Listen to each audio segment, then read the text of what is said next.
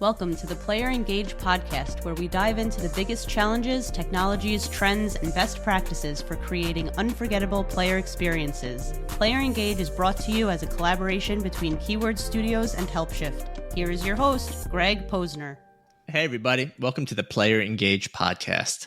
Today I'm joined by Josh Loveridge again. Our first guest ever is making a return from Stratton Studios, and we are actually doing a special episode today where we are going to talk about Unity. Unity has been getting a lot of news in the press recently.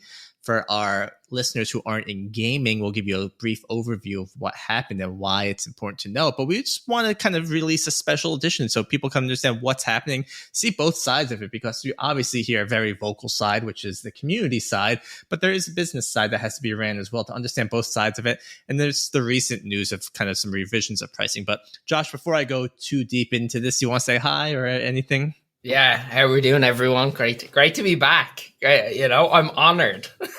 I'm honored to have you back. Josh and I got to meet for the first time second time actually, in Gamescom. We had a great conversation and kind of keep this going. And I appreciate you coming back on, Josh, because I do think you have a great view on this. So would you like to do it, or should I do a kind of a brief intro of what's going on with Unity and where we are today? I can give a brief kind of a little tale of the tape, so to speak. So I think about a week ago, or maybe a little bit longer than a week ago, Unity came out with an announcement that there was a business shift they were doing. They were introducing a runtime fee that essentially, to cut it short, the community wasn't very happy with. The community just didn't like the way it was communicated, didn't like the model that was presented, and it raised more questions than answers, I think, was the biggest takeaway that everyone had from the actual initial announcement. Then, after, a couple of days of back and forth, lots of crazy stuff happening, people, getting the pitchforks out as they do. And then Unity, just on Friday, done like a fireside chat and a revised announcement where they clarified a lot of the questions that people had, made things a lot more clearer, and kind of laid a foundation for what essentially the new fees structure consists of. So to give people an idea of what these new fees, the new fee structure is, there's two options essentially. So if your game's over $1 million, I think, in rolling revenue, you have two options to pay the fee. There's a 2.5% revenue share that's flat, or there is a fee based upon the number of new players engaging with your game each month. So you have two options. You choose whichever is best for your business model at that point in time. So if your business model, has really high number of installs, and that's going to be crazy for you to pay that fee, then you just go with the revenue share, which is 2.5% flat, that's pretty much the model. And that this only applies though if your game's over a certain threshold, which the threshold now being, I think, $1 million for that game. And then they made some revisions to how Unity personal edition works. So they raised the barrier of revenue from 100 to 200K. So there was a bunch of modifications made, and they're just changing the way they do business, really. So let's run it back and just talk about what you just said here, right? And I'll put some dates on it. On September 12th, Unity announced their new pricing and package updates. The biggest thing that people took about it is that, and I'm just going to be broad here, it's about 20 cents per install of the game, meaning that if I'm an indie developer, if I'm a AAA game developer, and I create a game and it has more than a certain number of hits my threshold of users or revenue, I'm going to be charged 20 cents per person that has installed that game. I feel like at face value, well, let's continue that. On September 13th, they already got a lot of feedback from the audience and their crowd, and crowd was not happy, for lack of better words. There was a lot of resistance, a lot of just not happiness based on this pricing, how it will affect a lot of companies' bottom lines. It becomes very expensive for these developers, right? A lot of them are trying to be indie developers, especially because the Unity engine is a smaller engine. So Indie's trying to build up their credentials, and now all of a sudden having to look at a potential costs of that. On September 17th, which I think was a week ago exactly today, Unity acknowledged the feedback, again, letting you know, hey, we heard you and we're going to relook at the pricing.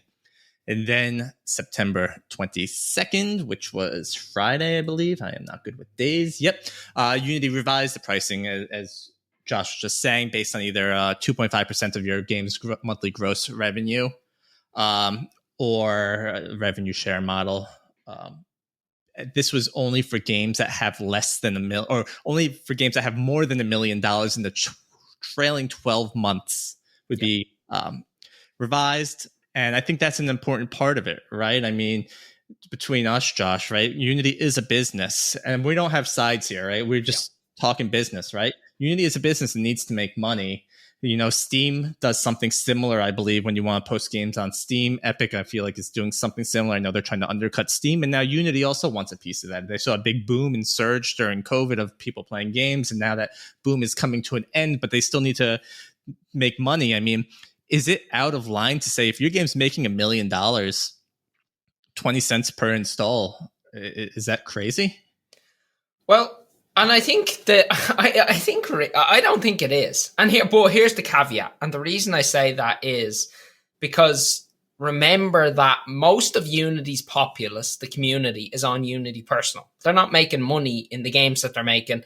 And Unity have now hired that threshold to 200 grand. So you have to be making 200K a year on your game. Obviously, that's gross and you've got to pay people out of that and stuff. But still, that's like a mini business. You know, that's a micro business. So, I mean, at that point in time, I would like to think that you are starting to figure out, okay, how are we going to, at that point, you're at what I like to call the inflection point of running something for passion rather than a business. And then you got to look at, okay, how can we make this actually a business?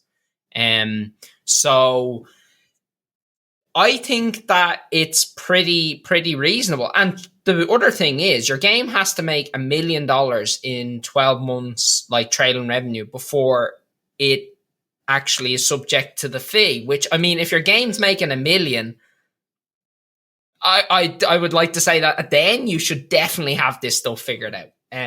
You know, like, and 2.5% or the runtime fee, I feel like that's pretty fair. Like if we look at the competitive market out there, like Unreal, we're talking 5%. So, I mean, you can't, I get, there's two camps here. There's the camp of, okay, well, you know, it should be free to use, you know, open source, all that jazz. That's great. But I feel like for professional tools, you got to be willing to pay for them. You know, it's just, and I know people already pay Unity subscriptions like your Pro and all that jazz, but, you know, it's still, you know, it's a business. You're going to have expenses. We're in a world of reoccurring revenue, right? And we got to see how we can maximize that. And yeah, right, it is two sides. I think my thought on it, right? And I don't know if I'm where I sit, but again, like you mentioned, $1 million in the trailing 12 months means your game is making money and you're making money. What was the worrisome part, I think, in the beginning was how the numbers were reported. So for people that don't know, you know, engine developers may not know how many people actually have their game installed. Or what happens if you download a PC game and all of a sudden it gets pirated and all of a sudden thousands of people start installing that game and all of a sudden you're going to be responsible for someone that pirated your game and it's out of control and you can't monitor that. So I think now that they're revised that where Unity won't be coming up with the numbers, you have to submit numbers to Unity. Maybe that maybe softens the blow, but then you still need a good way to be able to report how many people have your game installed. Yeah. But and in that, I think, you know, it's interesting because if we're all being honest, there's no good way to roll out significant industry changing decisions. It's never going to be perfect, ever. No matter how well the communication strategy is architected, it's never going to be perfect. But the problem with that is with an imperfect communication strategy, you break trust. And trust is one of the biggest assets we have in the game development community. The community was built upon trust in the beginning. And once you break that, then there comes a point where, you know, the consumer centricity that you're striving towards as a business becomes slightly outweighed. So, you know, there definitely was a misstep made there. Like, everyone knows that. I don't think anyone can stand behind that and say, you know, hey, listen, this was a great communication strategy. It was a misstep. But I think I value companies, me personally, I value companies not in the decisions they make, but what they do afterwards based upon the feedback they receive. Like, if Unity came out and said, hey, listen, we're doubling down, it is what it is, then I'd be like, okay, well, that's a different case. But, I mean, they've revised the plans. They've, you know, came out with further clarifications. People are being heard, and that's what I really love to see. So, I mean, I think it's shaken a lot of trust for a lot of companies, a lot of studios, because they were like, hey, listen, my business is going to be impacted, you know, and this is being forced upon me. There's nothing I can do. This isn't fair. And that's not fair either. But I feel like with the new plan, the new strategy that Unity's rolled out, it's workable for a business. It's workable. Like, say 2.5% of your game. You know, you might have to make some changes slightly, but I mean, I don't think that, like, that's not bankrupting businesses. It shouldn't. No, definitely not, right? Especially because of the $1 million rolling period where you got to be making that much money. But I think there was a few weird issues throughout this, right? One small one that some people I've noticed saw was that over some period of time recently, Unity removed their terms of services from their website, and people were thinking that was kind of a shady move. And then Unity came back and said it just wasn't getting a lot of views, but I mean, it's a legal document. I can't tell you how often people go in to take a look at a legal document. I think, again, there's this quote I love from Batman Begins. It's one of my favorite quotes. It's that you either die a hero or you live long enough to see yourself become the villain. Right. Yeah. And I feel like this happened with Google, right? Like, Google original slogan was what? Do good or something like that. And, you know, Unity was, for people that don't know Unity, they own over 50% of the mobile market. Most mobile games that you play are probably built on Unity. And it's a very easy to use. It got us started with a lot of indies, right? People could just quickly pick it up. And then all of a sudden, I think it's kind of like all right, we're going to be putting on our big boy pants now, and we are going to become a big company, which has to happen, right? To your point, it comes down to communication, how you handle it. Like, sometimes, you know, you're going to be in for it and you're just going to do it. It's interesting that they doubled down, but it seems like they came around. And, you know, with all this news being said, why, from the beginning, why do you think the pitchforks came out? Why was it just because of it? Do you think, like, people didn't settle with it? People are interesting. And the reason I like to say that is, and this is going to sound a bit wild, but oftentimes people are because if people really do initially, if people done the math on how it was actually how much it was going to cost, I think it worked out to around 3 or 4% of your game's revenue, which still was, you know, kind of, so it wasn't terrible. But that fee, it was just the communication was just off. That was the reason. People got scared. It's like when you take when you take something from someone without their permission, they get angry. You know, and then what you get, you know, kind of, it's like the 5 stages of grief, you know, you get the anger, then you get, you know, all of that jazz. So people got angry because they felt like they weren't being listened to or they weren't communicated to. Now, once that anger was triggered, you got the emotional response that then was moving on from that. So there was a bunch of emotional people, emotional responses. Everyone was like, get the pitchforks out. That's it. You know, we're coming for them. But any business person and any person that's been in the industry for a long time knows that in times like this, you got often to take a step back, because when you take a step back out of the weeds, the picture becomes a lot clearer. Like, let's look at this from a holistic point of view. And and this is the way I've been talking to people about it, and it starts to contextualize it. If your game development company was not making money, was not profitable since its inception, would you as a company look to change that? And most people would be like, yeah, I got to make money. Otherwise I can't live. I can't feed my families. then why is it different for the engine that you're using to do that? It's not. Just because Unity's a bigger company doesn't mean it's not ran by people. It's ran by people at the end of the day. And Unity as a company is not one of the most profitable companies out there. All you got to do is look at their public file and stock market, all that jazz. Most people haven't looked at that, so they don't know that. I feel like if there had been a communication strategy of like, hey, listen, as a business, guys, and as a community, we need to adapt how we're monetizing our model because right now it's not working. We want to deliver the best product for you. And to do that, we need more money. It is what it is. If they had just done that, I feel like everyone would have just been like, okay, I mean, that's fair enough. Because at the end of the day, we all need to coexist together. We can't coexist without each other. I've seen a bunch of people saying, oh, we're going to custom engine, we're going to do this. As someone who works in custom engines a lot, I can tell you it ain't as easy as you think. It might seem the grass isn't always greener. I can promise you that. And, moving engineers to different engines, more expensive, rates go, it's just difficult. So I think that was the initial reaction. That's why the pitchforks came out. And then obviously there was a bunch of cascading stuff from there. Then, because once someone feels attacked, and, that's when people start saying silly stuff. So it was an interesting, kind of thing to watch from the sidelines and kind of, because you can almost predict what was going to happen. The initial announcement was going to come out, then, give it a couple of days, then it gets rolled back. And then and then people are happy. Some people aren't happy, but then the trust is the biggest thing that's broken throughout all of this.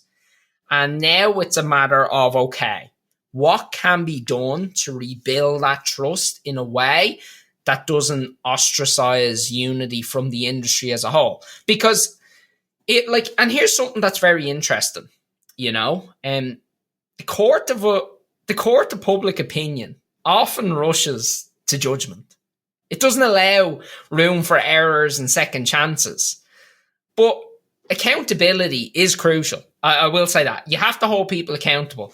But we don't live in a world of unforgiving, zero tolerance stances because that gets us nowhere. Anyone can make a mistake. Anyone can make a misstep. It is what it is. But oftentimes you got to make missteps to grow and to innovate.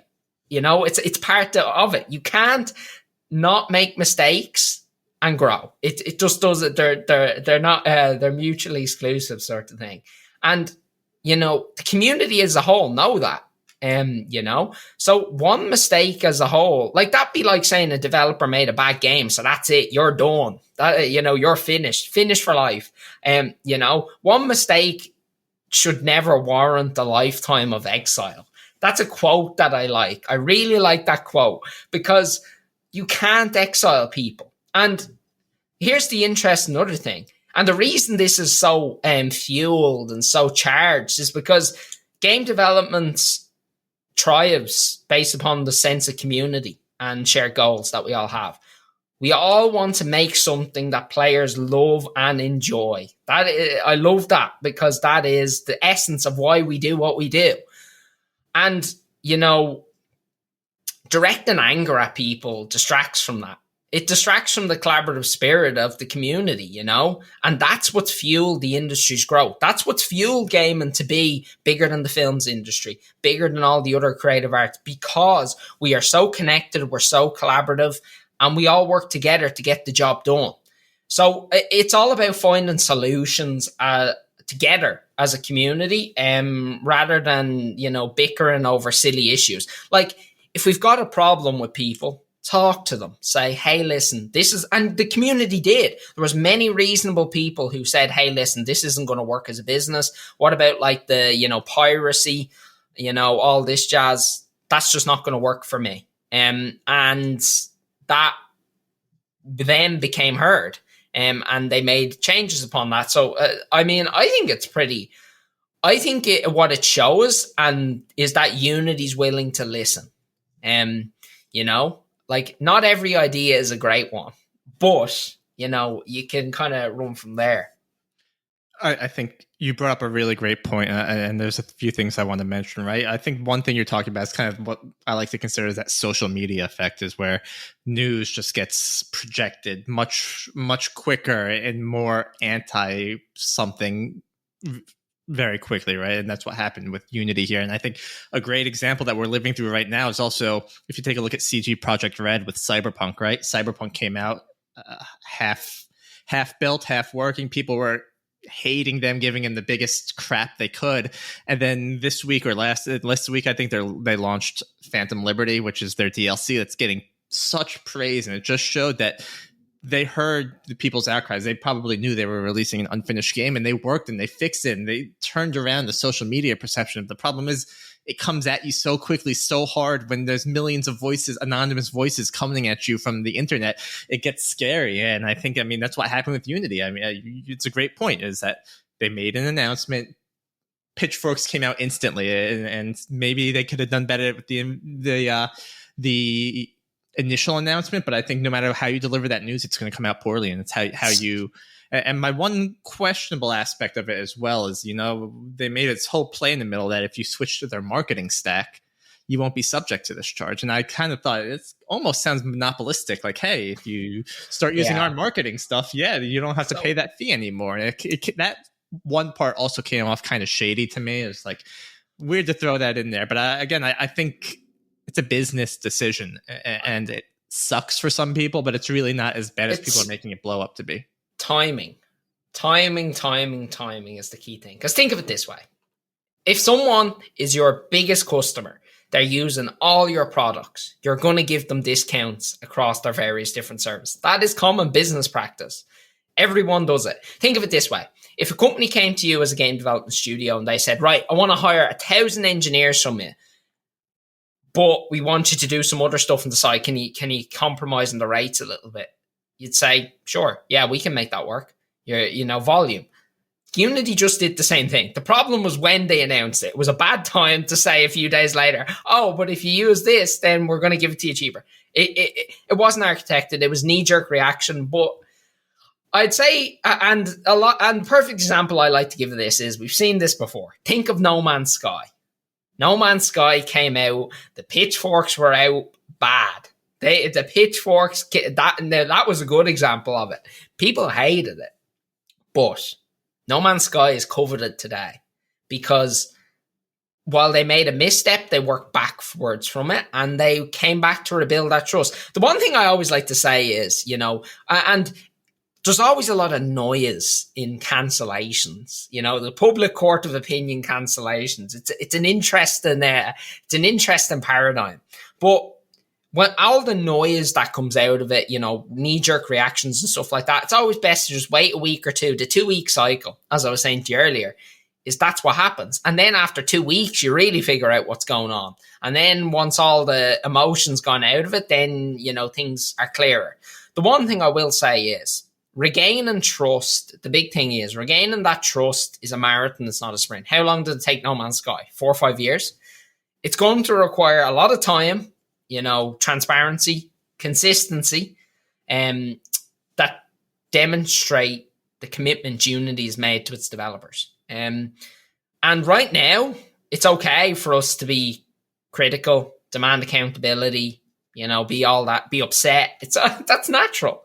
These are human emotions. And at the end of the day, Unity is ran by people. That's it. Like, that's the one thing I feel sorry for now.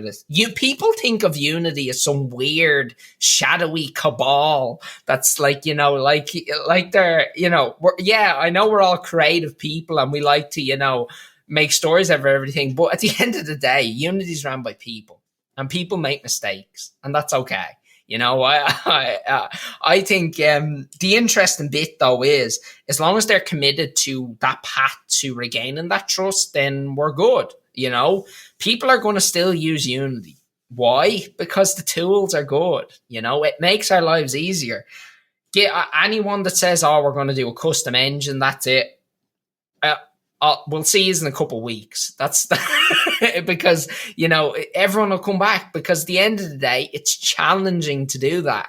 There's a reason. Nobody wants to reinvent the wheel.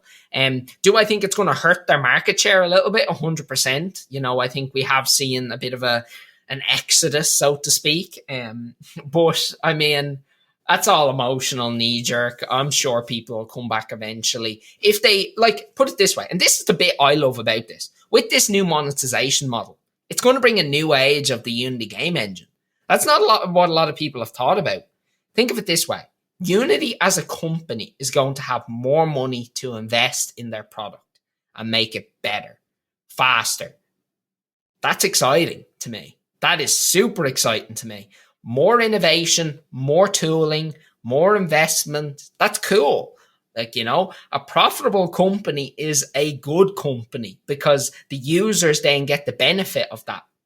All we have to do is look at other, you know, other use cases of this in the marketplace, you know, and I think it'll all work out in the end. I think that I think for the next few years, the new developers that are coming in are going to have a bad impression of Unity. I do think that. I think it's going to be a long journey to recover that. Everyone's going to be like, oh, don't use it sort of thing, learn something else. But I think at the end of the day, that'll pass with time until the next cancellation comes along. Because remember, the court to public opinion moves on pretty quickly. Just wait until there's another, like, you know, drama, and then people will move on. Because that's what people do. They feed on that cycle. Well, the one devil's advocate to that would be the fact that with a game like No Man's Sky, I could turn it off for 2 years and come back after some updates and play, where games are still being created today, right? And yep. you didn't create 85% of a game and drop it to say, hey, I'm going to port this to Unreal, because that is a lot of work. That is a lot of money, and people aren't going to do that.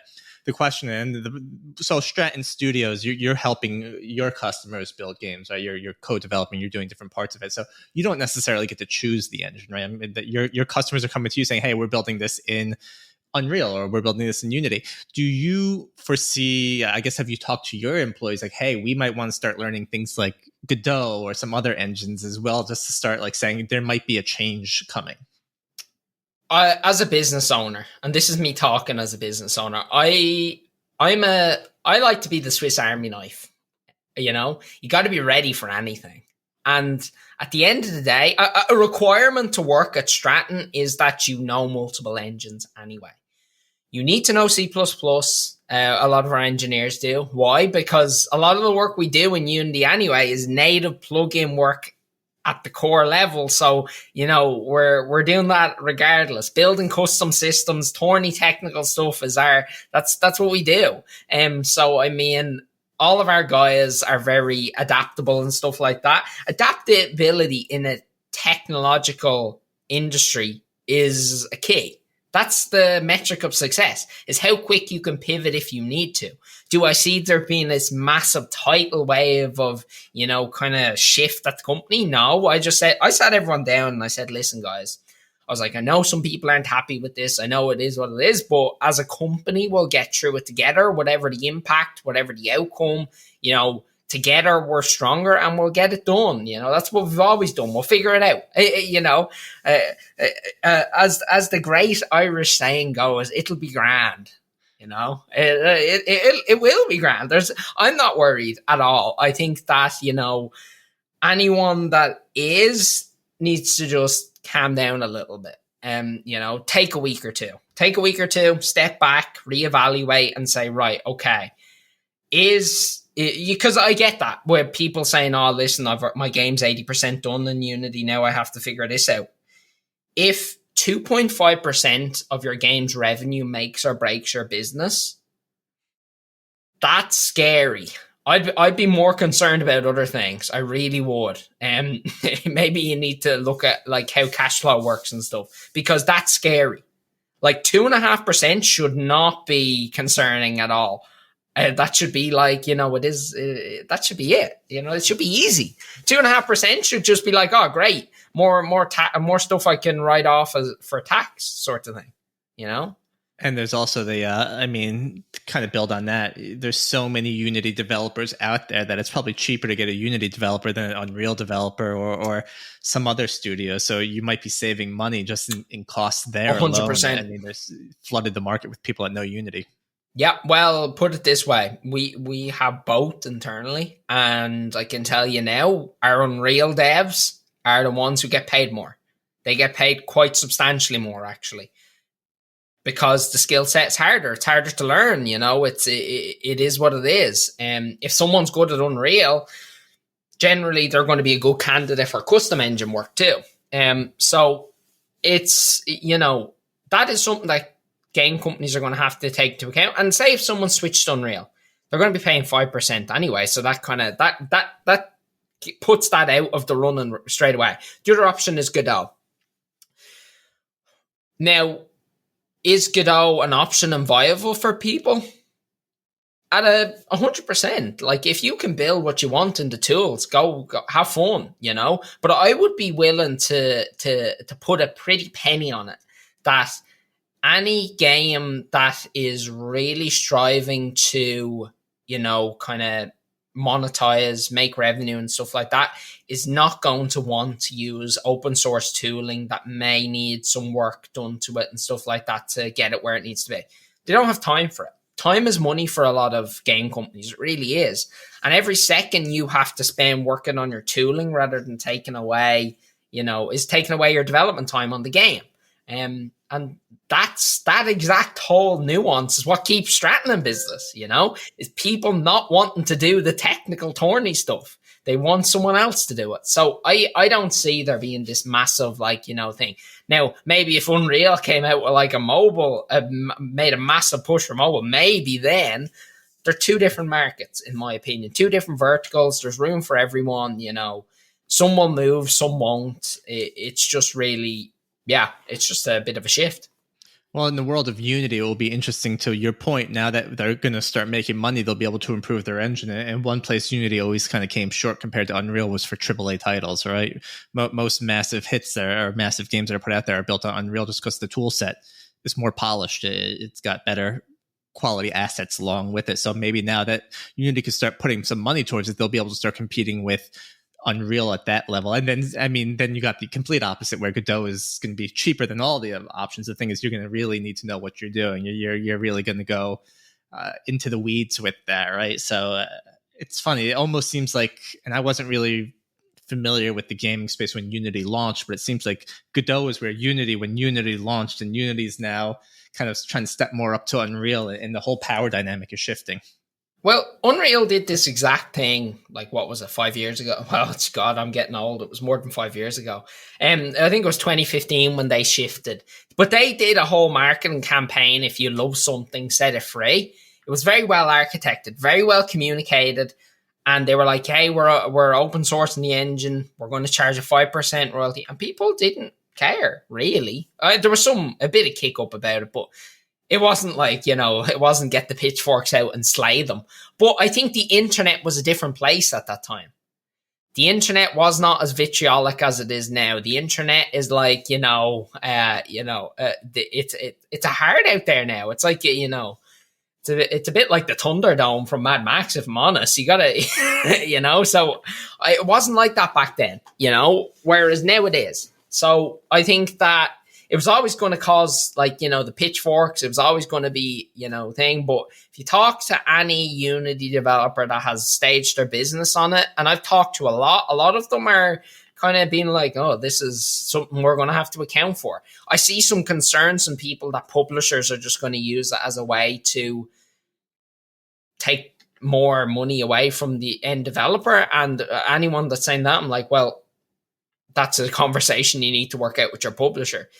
But again, it comes back to, if you're really struggling over 2.5%, I mean, that's scary, in my opinion.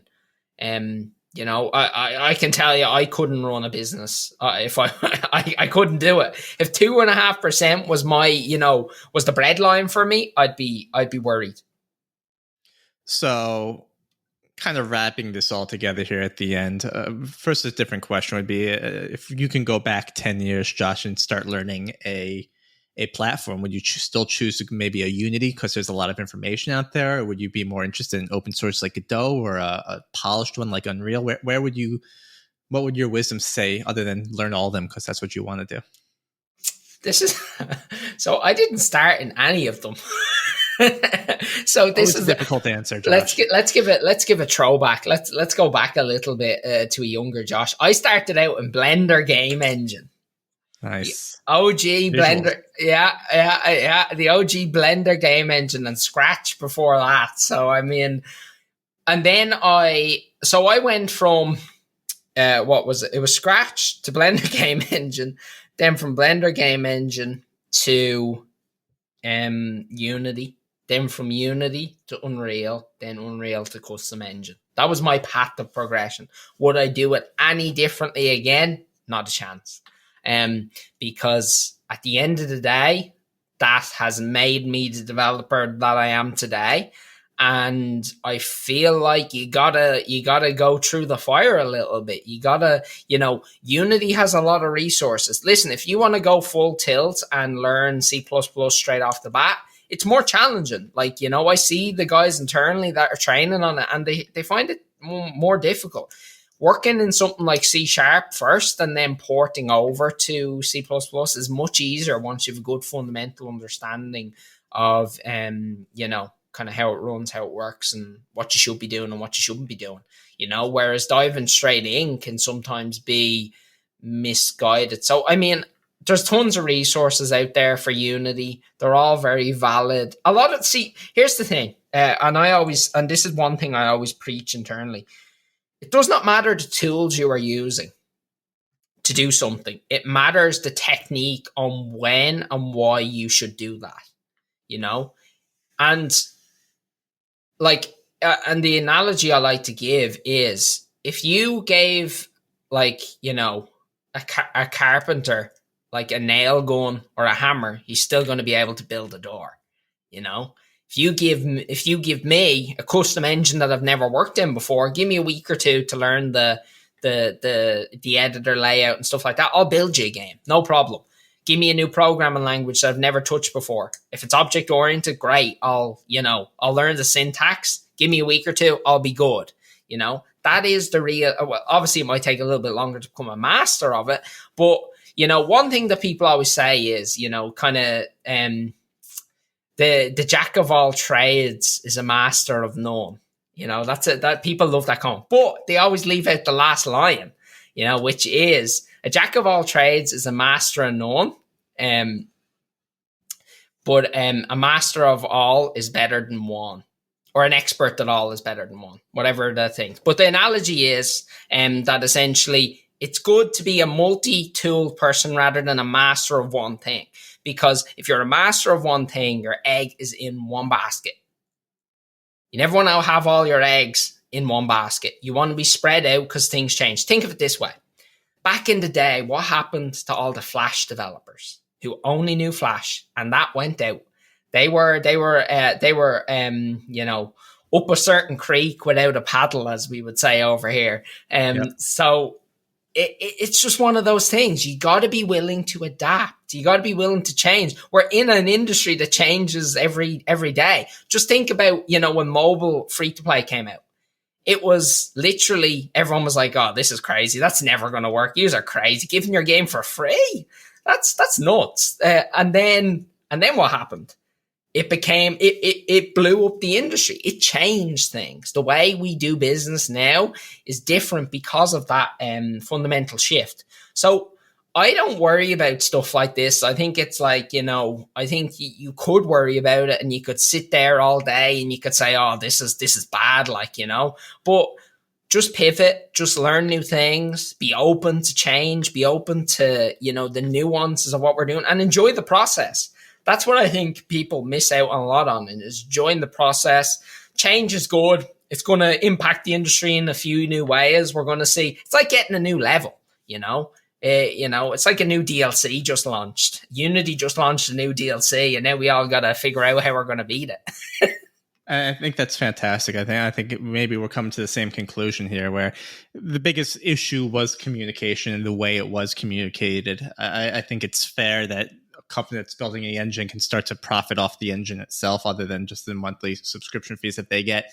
But again, I guess also by putting a limit of, hey, within the last 12 trailing months, you need to have at least made $1 million, because then there is money. You're not robbing from the poor. You're you're making sure that your profitable guys are one. To the development aspect of it, I mean, there's just so much education about Unity out there and how to build and how to code, and that's not going away. And I think that's going to be the most powerful part of that. If I had this type of information when I was in college, I may have actually passed C# and C+ and continued down this road. But I quickly backed out after that because there's no great way to learn it back then. And now it's just so easy and at our fingertips. I think my sentiment is that this was a bump in the road for Unity. Pitchforks came out very quickly and made them look like the bad guy, which in theory they were. They communicated something that people weren't happy with. But I think your biggest point was if you're living off of a 3.5% or 2.5% margin month to month, and this is what's really affecting you, there's some other more underlying issues that you should be focusing on rather than just the install or the fee to the run. Well, you can't really go. If it is what it is, you'll never be able to make a game in Unreal. That's straight off the bat.